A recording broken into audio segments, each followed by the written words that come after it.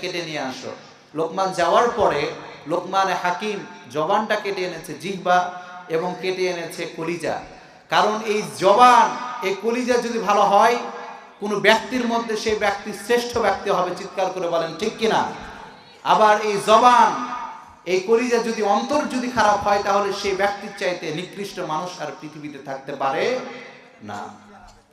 এরপরে রব্বুল আলামিন জানিয়ে দিচ্ছেন আয়াতের দ্বিতীয় অংশে, وَمَن يَشْكُرْ فَإِنَّمَا يَشْكُرُ لِنَفْسِهِ।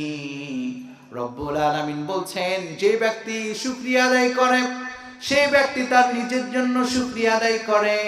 যে ব্যক্তি আল্লাহর প্রতি কৃতজ্ঞতা প্রকাশ করে সেই ব্যক্তি নিজের জন্য কৃতজ্ঞতা প্রকাশ করে। ঠিক কিনা? আপনি, আল্লাহ যে আপনাকে নিয়ামত দান করেছেন, দুইটি চক্ষু দিয়েছেন, হাত দিয়েছেন, সুস্থ একটা